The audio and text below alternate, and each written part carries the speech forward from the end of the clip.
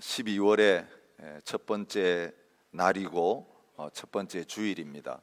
교회력으로는 성탄절을 앞에 두고 있어지는 내 주일은 대강절로 지키고 있습니다. 예수님 2000년 전에 이 땅에 오신 것을 축하하고 또 그날을 기뻐하는 마음과 더불어서 이제는 약속하신 대로 다시 오실 그 주님을 사모하며 기다리는 기간이라고 할 수 있습니다. 2019년 이 대강절 기간, 주님의 다시 오심을 기다리는 그 사모함이 저와 여러분들에게 넘치시기를 바랍니다. 초대교회 성도들이 그 박해와 어려움 속에서도 만날 때마다 마라나타라고 인사했던 것처럼 아멘 주 예수여 오시옵소서, 이 요한계시록의 마지막에 나타나는 그 간절한 기도가 저와 여러분의 기도가 되어질 수 있기를 원합니다. 여러분, 입술로만 드리는 기도와 마음으로 드리는 기도는 다릅니다. 입술로만 드리는 찬양과 마음으로 드리는 찬양은 다릅니다. 오늘 똑같은 예배 자리에 나와 있지만 지금 저와 여러분이 어떤 상황에 처해 있는가에 따라서 주님을 바라보는 마음이 달라요. 어떤 분들은 그냥 몸만 여기 나와 있다가 그냥 예배 끝나면 아무 부담 없이 자리에서 나가시는 분이 있고, 어떤 분은 이 자리에 오면서부터 하나님의 은혜를 사모하면서 주님 아니면 해답이 없습니다라고 하는 간절함으로 이 시간 앉아서 주님의 음성을 듣기를 원하는, 주님 만나기를 원하는 마음으로 여기 와 계신 분이 있습니다. 똑같은 주의 이름을 부르지만 그 주여라고 하는 말에 들어있는 뉘앙스가 전혀 다른 것입니다. 여러분, 저희 교회가 하나님 앞에서 예배할 때마다 신령과 진정으로 예배할 수 있기를 원합니다. 우리가 드리는 모든 찬양과 기도가 마음으로부터 우러나는 것이 될 수 있기를 원합니다. 하나님의 말씀을 받을 때 마음으로 받을 수 있기를 원합니다. 그래서 저희들이 하나님 앞에 살아가는 삶이 마음과 뜻과 정성을 다해서 하나님을 사랑하는 그런 삶을 살아가는 은혜가 있기를 원합니다. 특별히 요한계시록을 이 대강절 기간에 묵상하면서 나눌 수 있게 해주신 게 얼마나 감사한지 모르겠어요. 요한계시록을 성도들에게 설교할 수 있는 기회가 그렇게 많지 않습니다. 이번에도 요한계시록을 묵상하면서 얼마나 많은 은혜를 저에게 쏟아부으신지 모르겠어요. 특별히 이번 한 주간은 다른 일들이 없어서 그냥 말씀만 계속 묵상했습니다. 그런데 첫 번째 주일이 성찬식이 있는 주일이라서 설교를 길게 할 수가 없습니다. 하나님 앞에서 이 깨달은 진리를 나눠야 되는데 사실은 시간이 촉박함을 느낍니다. 엑스트라로 예배 끝나고 시간을 내서 말씀을 한 2시간 요한계시록에 대해서 좀 전하고 싶은 마음이 있습니다. 여러분, 요한계시록이 안 풀리면 여러분 신앙생활은 꽝이에요. 이 요한계시록을 읽으면서 은혜가 여러분에게 오지 않으면 다른 말씀을 읽어도 사실은 아무 은혜를 누리지 못하는 자리에 있게 될 정도로 이 요한계시록 중요합니다. 여러분, 매일매일 빠지지 마시고 하나님께서 인도해 주시는 대로 이 대강절 기간에 이 요한계시록으로 함께 묵상하는 가운데 이 마지막 달 사는 저희들에게 하나님의 놀라운 위로와 경고의 말씀을 같이 듣게 되는 복된 시간들이 될 수 있기를 원합니다. 여러분, 우리 대강절은 이미 오신 예수님을 기억하면서 다시 오실 예수님을 기다리는 기간이라고 말씀드렸습니다. 이걸 한마디로 말하면 종말, 말세를 살아가는 그리스도인들의 삶의 모습을 보여주는 것입니다. 요한계시록을 읽으면서 또한 요한계시록을 가르치면서 많은 성도들이 잘못된 신앙에 빠지는 이유는 이 요한계시록에 나타난 모든 일들을 마지막 때에 주님 오시기 바로 직전에 일어나는 일이라고 생각하고 있기 때문에 그래요. 우리 성도님들이 진짜 많이 속아왔어요. 여러분, 어릴 때부터 교회 다니신 분들은 어릴 때부터 지금이 말세다, 주님 오실 거니까 준비하라고 그런 메시지를 많이 들었을 거예요. 그리고 부흥회 같은 거 하면 주님 오실 때가 가까웠던 증거 하면서 말세의 징조들을 우리 어릴 때 그때 일어났던 일들을 가지고 예를 막 드시면서 주님이 이제 곧 우리 시대에 그때 오실 것처럼 막 우리를 깨우치는 그런 설교를 많이 들으셨을 거예요. 근데 시대가 바뀌면서 또 다른 걸 가지고 와서 주님 곧 오실 것처럼 야단법석을 벌이고 그리고 막 우리를 위협하고 그런 거 많이 듣다 보니까 이제는 웬만한 메시지를 들어가지고는 꿈쩍도 안 합니다. 또 그 소리. 왜 그렇습니까? 여러분, 하나님의 말씀을 바르게 적용하지 못했기 때문에 그런 일이 일어난 것입니다. 지금도 휴거, 666, 바이오칩, 성전 재건, 예루살렘 회복, 뭐 이런 단어들 여러분 딱 들으시면 우리가 이제 주님의 오심을 준비해야 되는데 하나님 앞에서 깨어서 정신 차리지 않으면 휴거되지 않을 수 있고 그 구원의 자리에 들어갈 수 없다라고 하는 그런 두려운 생각 때문에 우리가 벌벌 떨게 되어지는 그런 자리에 서게 되는 경우들이 얼마나 많은지 모릅니다. 이 거짓 메시지들이 요한계시록을 가지고 난무합니다. 여러분, 멀리 이야기할 거 없이 여호와 증인부터 시작해가지고 신천지까지 14만 4천 안에 당신 들었습니까? 라고 하면서 이 14만 4천 안에 들려고 본인들이 모든 것들을 다 버리고 노력할 뿐만 아니라 우리 성도들을 향하여서 이 14만 4천에 끼지 않으면 안 된다라고 위협하는 그런 목소리들을 우리 주위에서 지금 우리가 듣고 있는 가운데 있는 것입니다. 무엇 때문에 이런 영적 혼돈이 왔습니까? 요한계시록에 대해서 잘못된 생각을 가지고 있기 때문입니다. 말세와 종말에 대해서 잘못된 생각을 갖고 있기 때문에 그렇습니다. 여러분, 요한계시록을 통해서 주님이 보여주시기로 한 메시지는 무엇입니까? 이미 종말이 시작이 되었다는 것입니다. 그리고 이 종말이 예수님이 다시 오실 때에 완성된다는 것입니다. 근데 종말의 시작은 언제입니까? 예수님이 탄생하시는 순간부터 종말이 시작이 되었습니다. 그리고 예수님 다시 오실 때 종말은 끝납니다. 여러분, 말세라고 하는 것은 나중에 올 시간이 아니라 지금 우리가 이 말세를 살고 있을 뿐만 아니라 언제부터 말세가 시작되었다고요? 2000년 전에 벌써 종말이 시작이 되었고 이 종말에 일어날 모든 요한계시록의 일이 과거에도 일어났고 지금도 진행되고 있고 마지막에 다 이루어져서 그제야 성경에 기록된 모든 예언이 하나도 빠짐없이 다 성취되는 자리에 있게 된다는 것입니다. 그렇기 때문에 하나님의 말씀을 시대마다 그 시대에 맞게 적용하는 것은 바른 것입니다. 근데 문제는 우리 시대가 주님 오실 그 마지막 때라고 하는 이런 잘못된 생각을 갖게 만들었기 때문에 성도들로 하여금 두려움에 떨게 만든 것입니다. 종말에 일어날 두 가지 일이 있습니다. 이 요한계시록 이제 어제부터 묵상하기 시작했는데요, 가장 중심에 있는 메시지가 무엇입니까? 제일 우리가 해석하기 어려운 내용이에요.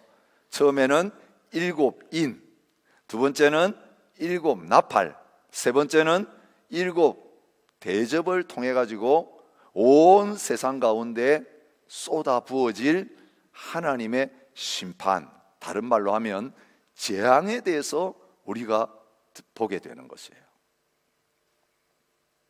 예수님께서도 마지막 때 이런 일이 일어날 것이라고 예언하셨는데 그 예수님이 예언하신 그 내용대로 마지막 때 일어날 이 무서운 재앙에 대해서, 심판에 대해서 요한계시록은 상징적인 언어를 사용하면서 말하고 있는 것을 볼 수 있습니다. 여러분, 이 요한계시록에 쓰여지고 있는 모든 단어들은요, 사실 새로운 것이 아무것도 없어요. 이 요한계시록을 제대로 이해하려면요, 창세기부터 시작해가지고 구약의 모든 말씀을 잘 아는 사람은 이 요한계시록 말씀을 보면서 구약에 나타난 이 모든 게 다 이런 거였구나, 구약에 있는 그 용어를 가지고 요한계시록에 상징적으로 모든 재앙을 표현했기 때문에 금방 이해가 되는 거예요. 여러분, 6가지 인을 떼실 때 일어난 일에 대해서 어제 우리가 묵상했어요.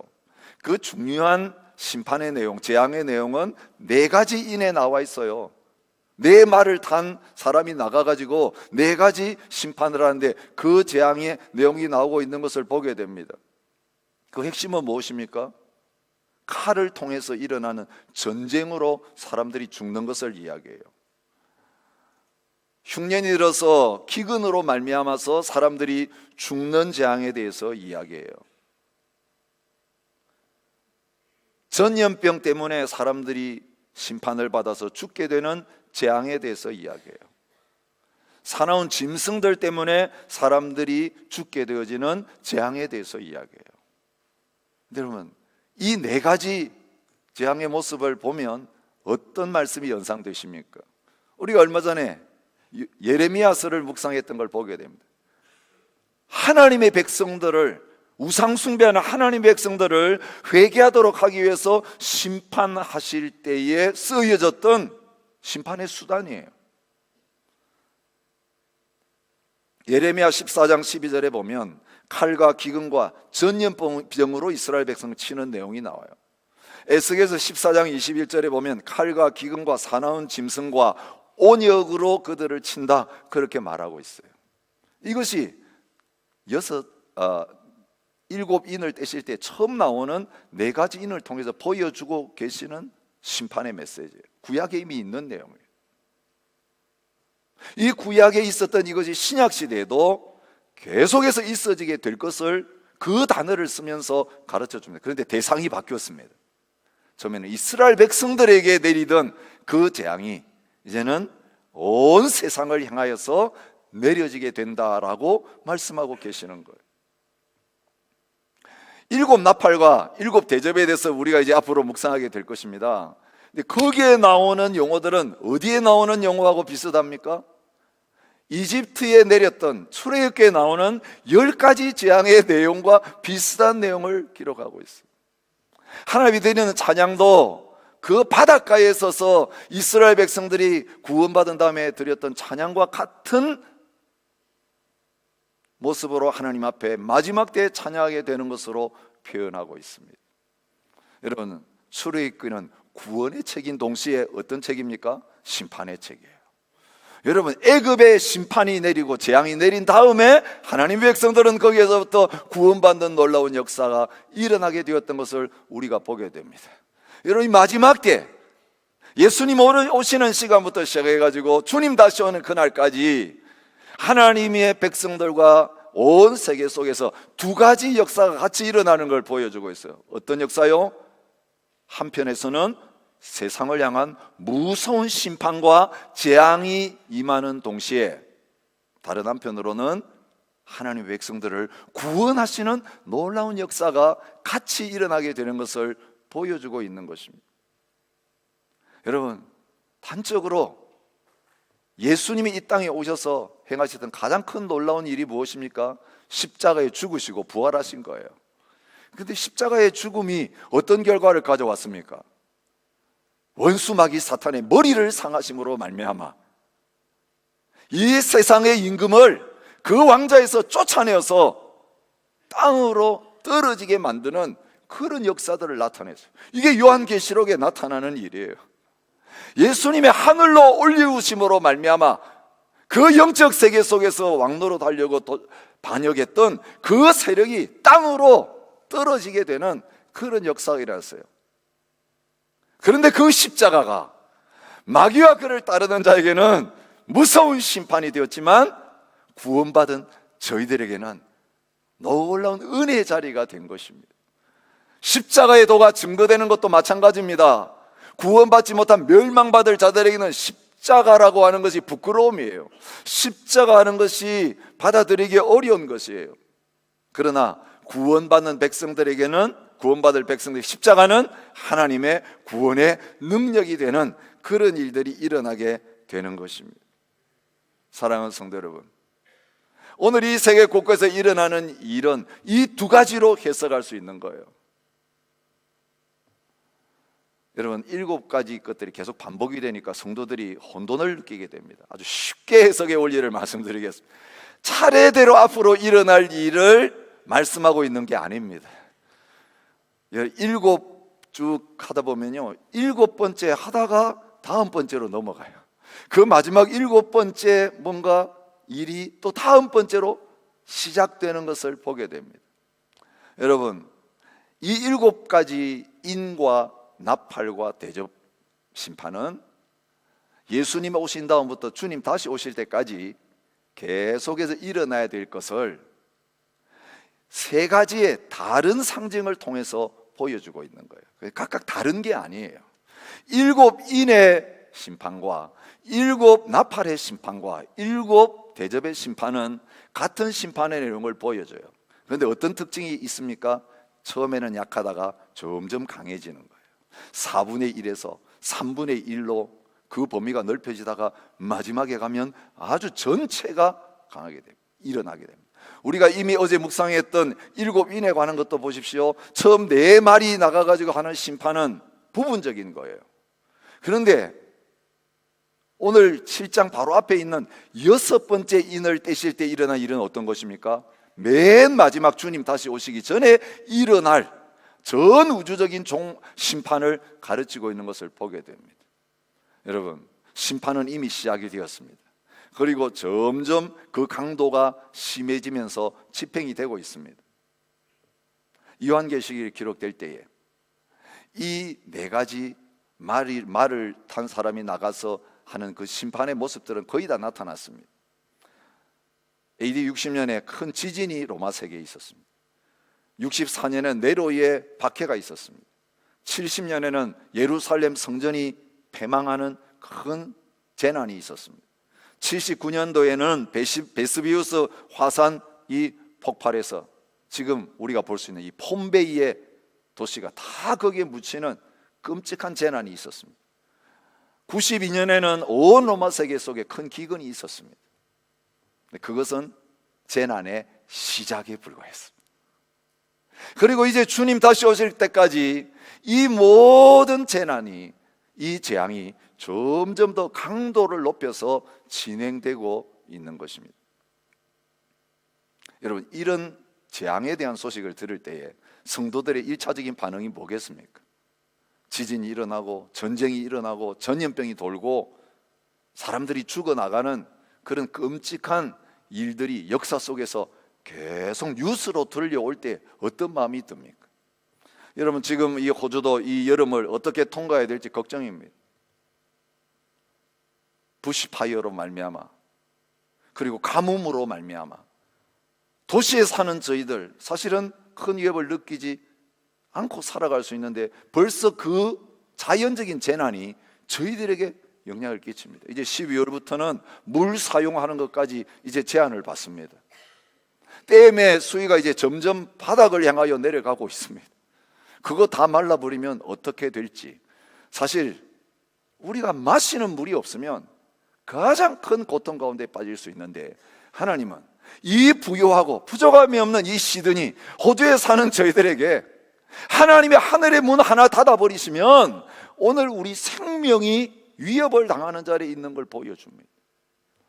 여러분, 이 공기 좋다고, 미세먼지 없다고 한국에 가기만 하면 부러워하고 사람들이 살고 싶어하던 이 시드니가 세계 가장 먼지에 미세먼지가 많은 6위의 처인 도시로 바뀌어버렸습니다. 순식간에 일어난 일입니다.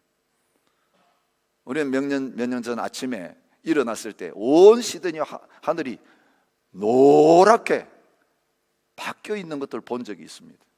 여러분, 호수가 말라가지고 그 바닥에 있던 먼지가 바람에 의해서 시드니까지 날려오니까 그런 일이 순식간에 일어난 거예요. 이것은 시작에 불과합니다. 온 세계 가운데 이런 일들이 일어납니다. 곳곳에 전쟁의 소식이 터집니다. 우리가 컴패션을 통해 보았지만 지금도 제3세계에 가보면 굶어 죽는 사람들이 무수합니다. 여러분, 의학이 발전했지만 새로운 질병 앞에 언제 또 그 질병에서 연구하고 치료 백신을 개발해야 될지 사실 그 개발하는 사이에 수많은 사람들이 죽어갑니다. 슈퍼 박테리아에 대한 위협이 우리에게 들려옵니다. 인간이 만들어놓은 이 핵무기는 이 지구 전체를 다 멸망시키기에 충분한 것입니다. 더 이상 만들 필요도 없습니다. 스스로 자멸의 자리에 가고 있습니다. 스스로의 죽음을 준비하고 있습니다. 여러분, 이런 소식 들을 때에 이 마지막 하나님의 심판과 진노가 온 세계 가운데 임하게 될 것을 들을 때에 사람들은 어떤 반응을 하게 되는 것입니까? 6장 17절 마지막에 나오는 이 질문을 하게 되는 것입니다. 그들의 진노에 큰 날이 이르렀으니 누가 능히 서리요? 그 무서운 재앙에서, 그 무서운 재난에서 누가 건짐을 받을 수 있겠는가? 빠져나올 수 없는 것처럼 보여요. 여러분, 산불이 몰려와가지고 우리 집을 다 둘러싸서 이제는 우리 집만 달랑 남은 가운데 혼자서 갇혀 있는 자리에 있다고 한번 생각해 보십시오.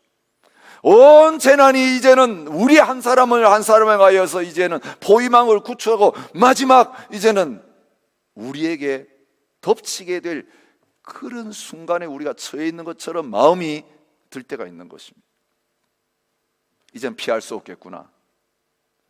누가 그 하나님의 심판대 앞에서 그 재앙과 심판을 면할 수 있겠는가?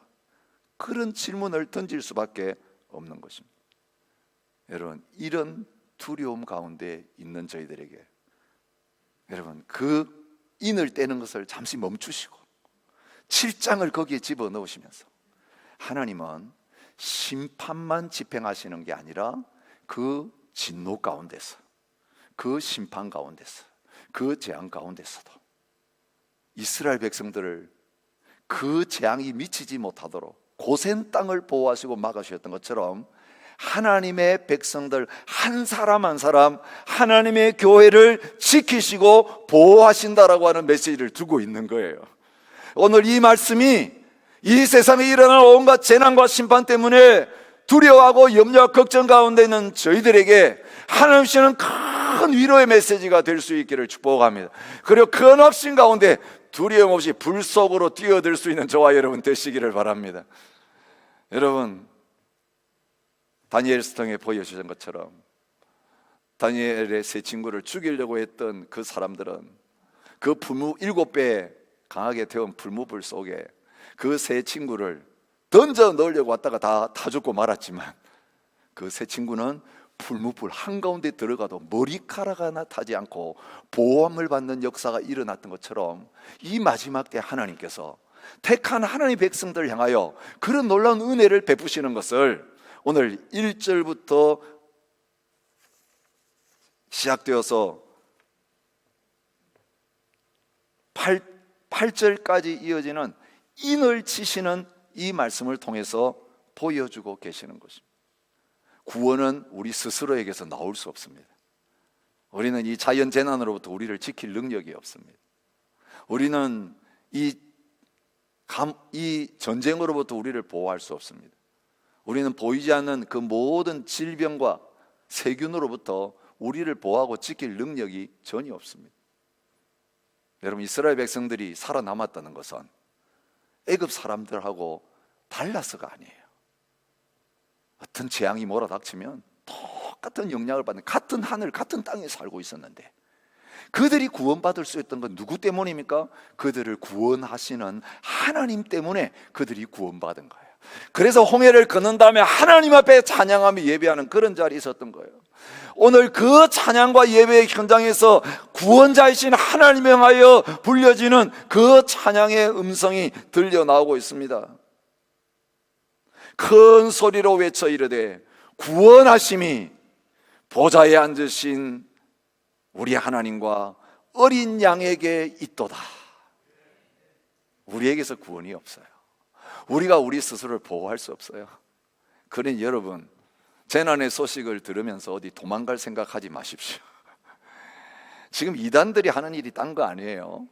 어떤 나라, 어떤 지역에 가면 말세에 일어날 이 심판과 재앙을 피할 수 있다. 그래서 신옥주를 따라서 피지에 가가지고 목숨까지 얻어맞아서 그것도 잃어버리는 우리의 형제 자매들이 생겨지게 되는 거예요. 한때는 태국으로 피한 적이 있어요. 대한민국 한반도에 12월 달에 전쟁이란다 그래가지고 태국으로 피난 가가지고 그곳이 방주라고 피한 사람이 있어요. 사랑하는 성도 여러분, 마지막 때 주님 오시기 전에 일어날 재앙은 온 우주적이기 때문에 피할 데가 아무것도 없어요. 그런데 피할 곳은 오직 하나밖에 없는데 예수 그리스도 안에 있을 때에 우리는 안전하게 되는 것이에요. 하나님의 백성들은 어디 좋은 장소에 있어서 피할 수 있는 게 아니라 그리스도 안에 있을 때 피할 수 있는 거예요. 그래서 하나님께서 그 재난의 한가운데서 마지막 재난을 멈추시고 그 심판을 일으킬 천사들을 손을 붙잡으시고 멈추게 하시고 하시는 일이 무엇입니까?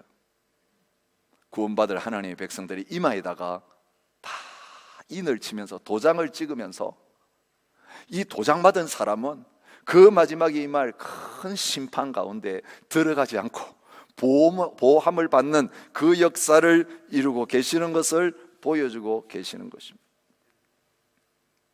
땅과 바다를 해롭게 할 권세를 받은 네 천사를 향하여 큰 소리를 외쳐 이르되 우리가 우리 하나님의 종들의 이마에 인치기까지 땅이나 바다나 나무를 해하지 말라 하더라. 9장 4절은 이렇게 말합니다. 그들에게 이르시되 땅에 풀이나 푸른 것이나 각종 수목은 해하지 말고 오직 이마에 하나님의 인침을 받지 아니한 사람들만 해하라 하시더라. 여러분, 심판은 누구를 향한 것이냐면 하나님을 믿지 않는 하나님의 대적들을 향해서 내리는 것이 심판이에요. 그 재앙은 타겟이 우리에게 있는 게 아니에요. 그렇기 때문에 우리는 하나님의 심판이 임할 때에 기뻐하고 즐거워해야 돼요. 왜냐하면 우리의 원수가 하나님의 손에 의해서 이제는 파멸당하는 끝장나는 날이기 때문에 그래요. 그래서 심판의 강도가 심해질수록 우리는 더 기뻐하고 더 찬양하고 더 즐거워해야 되는 거예요. 여러분, 우리를 향하여 하나님께서 목표를 맞추고 계시지 않기 때문에 오늘 어떤 재난이 일어나도 우리는 안전한 것입니다. 전쟁터에 실전에 참여하신 분들은 느끼셨을 거예요. 똑같은 총알이 날아오는데 그 총알이 나는 피하여 가고 다른 사람들에게는 맞아서 죽어 넘어지는 그 일들을 보게 되잖아요. 아무리 빗살같이 총알이 뚫고 들어와도 죽지 않을 사람에게는 그 총탄이 들어오지 못하게 되어지는 것입니다. 여러분, 하나님께서 이스라엘 백성, 하나님의 백성들이 그것을 이 인을 치는 일을 통해서 보여주고 계시는 것입니다. 누가 인 맞은 사람입니까? 여러분, 666의 인을 안 받은 사람이 하나님의 인을 받은 사람입니다. 그래서 666의 인이 뭐냐 가지고 얼마나 많은 미혹들을 하는지 모릅니다. 여러분, 666의 인을 받은 사람은 하나님의 인을 같이 받을 수 없어요. 하나님이 인치신 사람은 절대로 666의 인을 받을 수 없어요. 그것은 예수 믿는데 혹시 바이오 칩을 넣으면 666을 받아서 구원받지 못한 게 이런 종류의 것이 아니에요. 구원받은 백성들은 절대로 666의 인을 받을 수 없어요. 666의 인은 뭡니까? 하나님을 대신해서 왕노릇하는, 지난주에도 말씀드렸잖아요.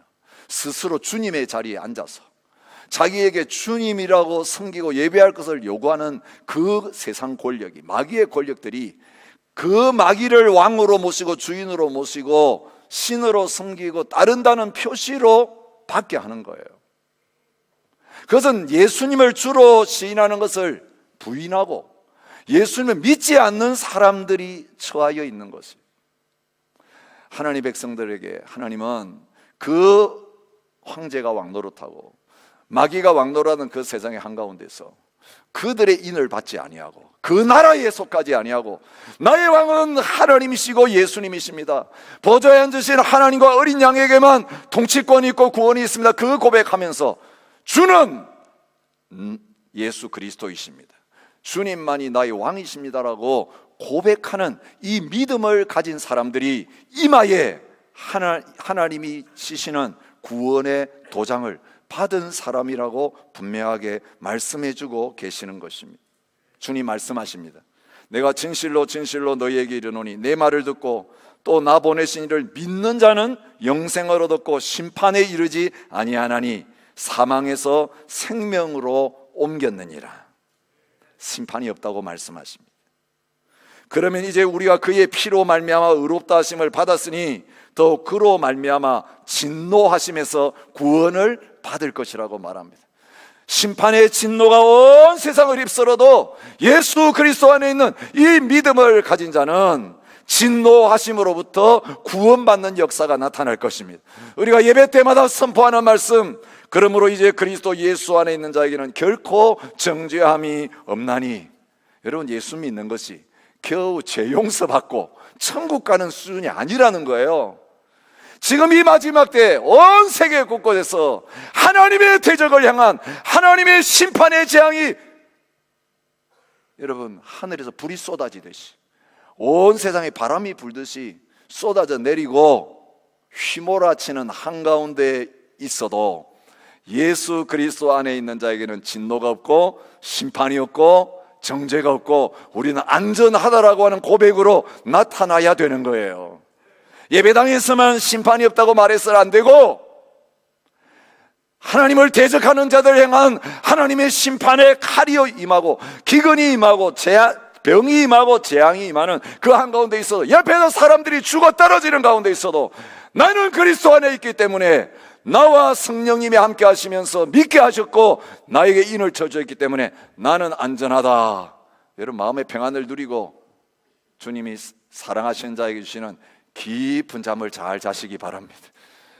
여러분, 신문에 어떤 뉴스가 나도, 텔레비전에 어떤 뉴스가 나도 그 뉴스 때문에 불안해하지 마시고, 그거를 뉴스에 초점을 맞추지 마시고 하나님의 말씀을 들으시고 구운 뉴스를 들으시고, 내가 너희에게는 재앙을 주는 게 아니다, 내가 너희에게 주려고 하는 것은 평안이다, 너희에게 소망을 주려고 하는 것이다, 희망을 주려고 하는 것이다. 여러분, 세상 사람들이 절망할 때에 그 절망의 한가운데서 예수 그리스도가 나의 유일한 소망이십니다, 나의 구원이십니다를 선포하는 자리에서는 14만 4천이 되시기를 바랍니다.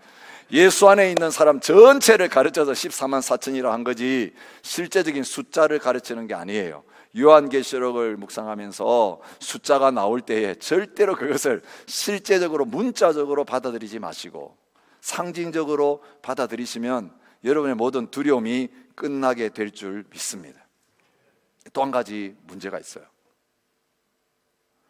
여러분, 하나님 심판을 시작하셨으면 우리를 괴롭히고 힘들게 만드는 그 원수는 지금 쫓겨나고 있는 거 아니에요? 지고 있는 거 아니에요?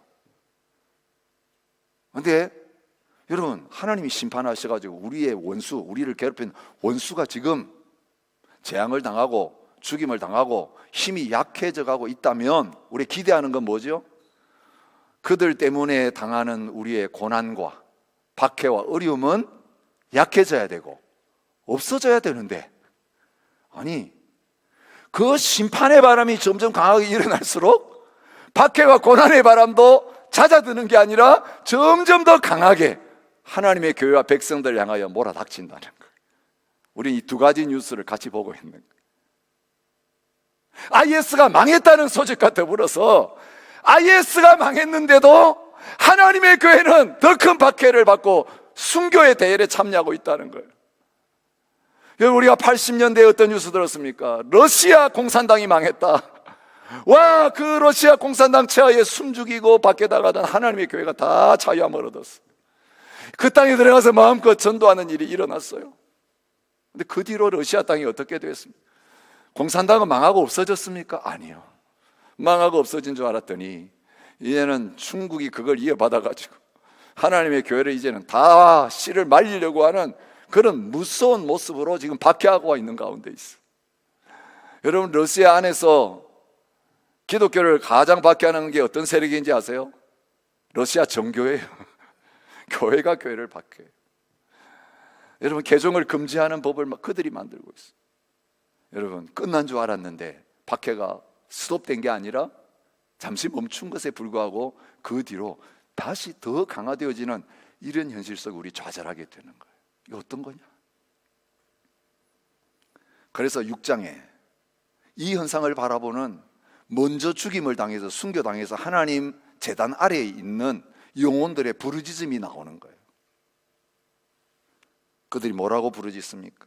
거룩하고 참되신 대주제요, 하나님 참되신 분 맞죠? 약속 지키시는 분 맞죠? 근데 땅에 거하는 이 사람들 심판해서 우리 그들 때문에 죽었어요. 그들 때문에 순교당해서 여기 와 있어요. 그런데 우리 피 언제 갚아주시렵니까? 언제 우리의 원한을 갚아주시렵니까? 언제까지 우리가 기다려야 됩니까? 그런 부르짖음을 하고 있어요. 이게 기도예요. 성도들의 기도예요. 여러분, 북한산 땅에서 70년 넘도록 신앙의 자유를 갖지 못하고 수용소에 가 있어 믿는 성도들 한 사람 한 사람 끌려들어가서 먼저 천국 가는 것을 보면서 신앙의 절개를 지키고 있는 성도들이 지금도 하나님 앞에 부르짖는 기도의 제목. 아니면 수용소까지는 가지 않았지만 오늘도 주일인데 예배드리지 못하고 방 안에 이불을 뒤집어 쓰고, 아니면 산속에 들어가가지고 비밀리 모여서 기도하면서 예배하면서 기도드리고 있는 그 지하교회 성도들이 지금 하나님 앞에 부르짖는 기도의 제목이 언제까지 하나님 기다려야 돼요? 러시아도 망했고 다른 모든 세력도 망했는데 왜 이 김일성 제국은 망하지 않고 우리 언제까지 참아야 됩니까? 하나님 심판자 맞습니까? 왜 하나님의 백성들 보호해 주신다고 했는데 우리에게는 이런 고난을 주십니까? 라고 하는 그런 부르짖음이 지금도 들려오고 있어요. 여러분, 저와 여러분의 부르짖음 아닙니까?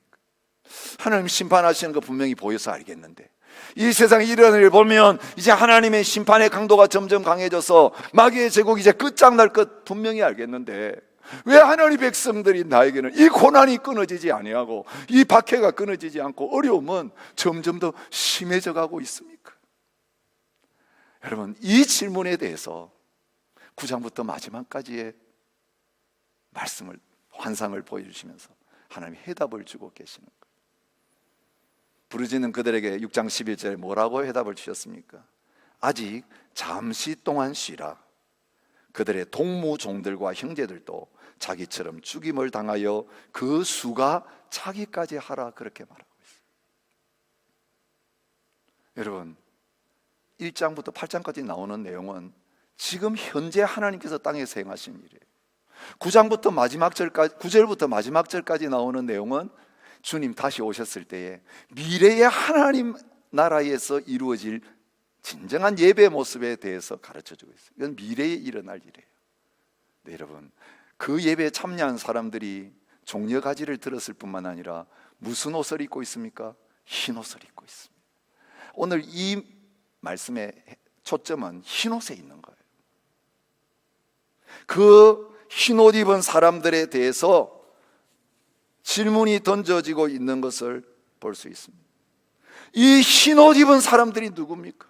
왜 이 사람들이 흰 옷을 입고 있습니까? 어디서 온 사람들입니까? 이 수를 셀 수도 없는 사람, 14만 4천이나 수를 셀 수 없는 사람이나 같은 거예요. 아브라함에게 약속하신 대로 내 후손들이 하늘의 별처럼 바다의 모래처럼 너가 셀 수 있느냐? 없지. 이제는 너가 모든 민족의 조상이 될 것이고 너를 통해 모든 민족이 복을 받아서 그 모든 열방 가운데서 셀 수 없는 아브라함의 후손, 예수님 때문에 아브라함의 후손이 된 그 사람들이 구원받은 다음에 하나님 앞에 모여서 승리의 예배를 드릴 것이라는 것을 이 환상을 통해서 보여주고 계시는 거예요. 근데 그들의 특징은 흰옷을 입고 있는 것입니다. 그 흰옷에선 요한계시록이 계속 나오고 있는 것을 볼 수 있습니다. 4대 교회의 옷을 더럽히지 아니한 몇 명이 있었다고 말씀하시면서 이기는 자는 이와 같이 흰옷을 입을 것이요 승리자에게 입히는 옷이 흰옷인 것을 말해주고 있습니다. 24장로들도 보좌 앞에서 승리자의 상징인 흰옷을 입고 금관을 쓰고 하나님을 예배하는 모습을 보여주고 있습니다. 어린 양의 혼인잔치에 참여할 신부들의 모습이 어떤 모습입니까? 빛나고 깨끗한 세마포옷을 입도록 허락하셨으니, 그렇게 말하고 있습니다. 하늘에 있는 하나님의 군대에 영적 싸움을 싸우는 그 군대들도 깨끗한 세마포옷을 입고 있다고 말하고 있습니다. 그런데 이 흰옷 직접 설명해 주시는 게 14절에 나오죠. 이는 큰 환난에서 나오는 자들인데 어린 양의 피에 그 옷을 씻어 희게 하였느니라. 고난과 환난을 통하여서 죽음을 통과한 사람들, 순교의 피를 흘린 그 사람들에게 흰 두루마기를 입혀주신 이후에 흰 두루마기 입을 사람들이 더 남아있다. 그 수가 완전히 찰 때까지 기다려라. 그럼 어떤 사람입니까? 이 땅에서 믿음 때문에 정죄를 지키다가 예수 때문에 고난당하고 예수 때문에 죽임당하는 그 피 흘리는 자리에 들어가는 하나님의 백성들을 가르쳐주는 거예요. 구원을 보장받은 14만 4천은 그 받은 구원 때문에 믿음을 배신하지 아니하고 예수님이 나의 주라고 고백하다가, 예수님만이 나의 피난처라고 고백하다가 이 세상 제국에서는 박해를 당하고 쫓김을 당하고 죽임을 당했어. 예수님처럼 십자가에서 어린 양이 죽임당한 것처럼 비참하게 죽어갔는데 마지막 보좌 앞에서는 승리자의 옷을 입고 승리자의 종려나무를 들고 하나님을 찬양할 사람으로 바뀌어진 것을 보여주고 있는 것입니다. 우리의 구원은요, 세상에서 잘 먹고 잘 살고 예수님 안에 안전하니까 내 마음대로 살고를 위한 것이 아니에요. 오늘 요한계시를 통해 중요한 메시지가 있어요. 이 고난당하는 성도들의 부르짖음이, 하나님을 향한 기도가 뭘 일으킵니까? 온 세상을 향하여서 하나님의 심판이 쏟아지게 만드는 출발점이 되어 있는 것을 보여주고 있습니다.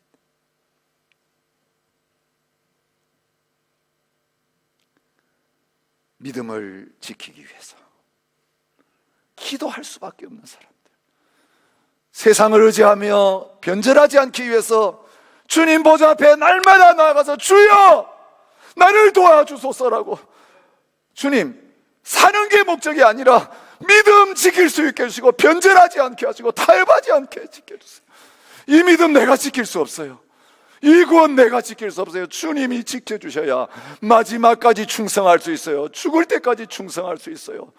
주님 앞에 부르짖는 이 성도들의 기도를 통해서 이 기도하며 죽어가는 성도들의 숫자가 늘어날수록 심판의 강도는 점점 세지고 이 원수들은 마침내 끝장나는 자리까지 가게 되는 것을 보여주고 있는 것입니다. 여러분, 이것은 우리를 구원하시기 위해 죽음당하신 어린 양이신 예수님이 경험하신 것이 똑같이 그 몸된 교회와 성도들에게 일어나는 걸 보여주고 있어요. 예수님이 죽임당하신 어린 양으로 십자가에 죽으셨기 때문에 부활하심으로 말미암아 승리한 것처럼 어린 양 예수 그리스도를 나의 구주로 영접하는 저희들, 그 어린 양의 고난에 함께 참여할 때 바울이 고백한 것처럼 이제는 남은 고난을 내 육체에 채우노라. 어떤 고난입니까? 그 밖에 속에서도 증인으로서 목숨 걸고 예수님이 주인이시고 예수님이 구원자라고 하는 증인의 사명을 감당하다가 당하는 고난과 죽음, 거기에 참여하는 것이죠. 오늘 저희들 살려주신 이유는 딴 거 아닙니다.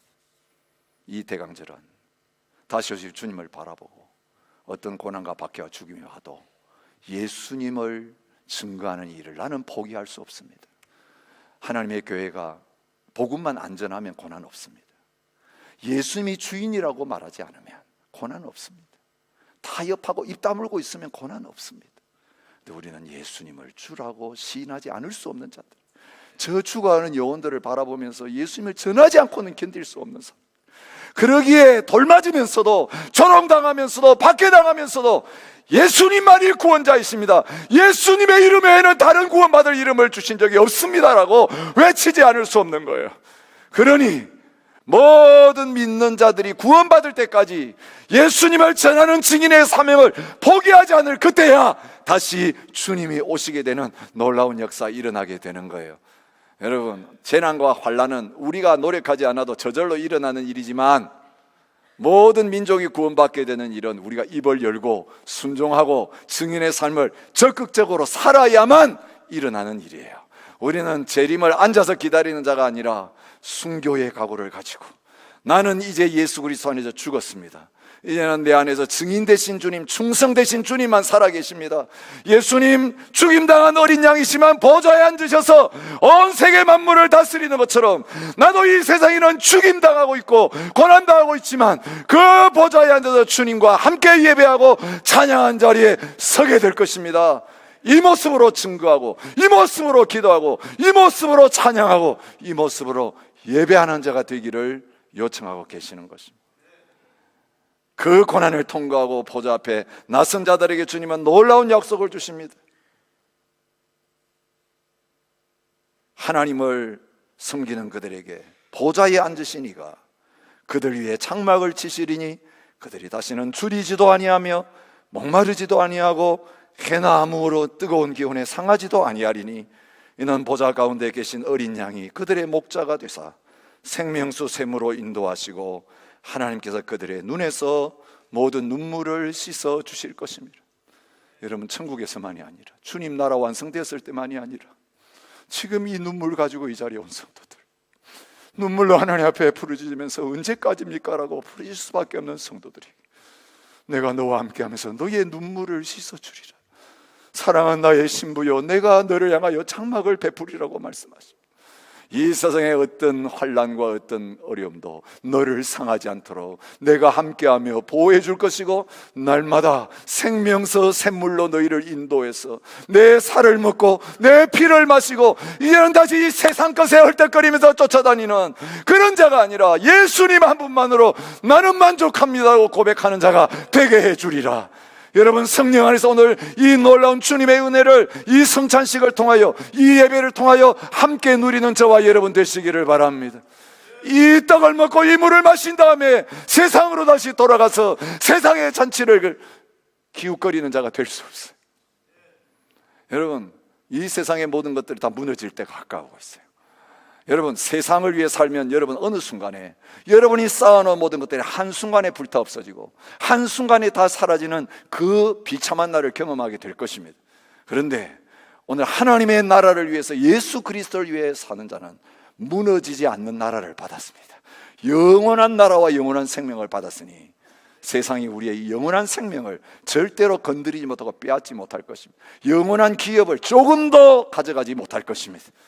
예수 그리스도는 우리에게 주신 이 영원한 구원을 누릴 뿐만 아니라 이 믿음 때문에, 이 보물 때문에 박해를 당할수록 심판이 점점 더 가까워오고 있다는 것을 알고, 승리의 그날이 점점 가까워오고 있는 증거는 마귀가 자기 때가 얼마 남지 않은 줄 알고 우리들을 더 박해하고 괴롭게 하는 발악을 하는 그것을 통해 느껴집니다.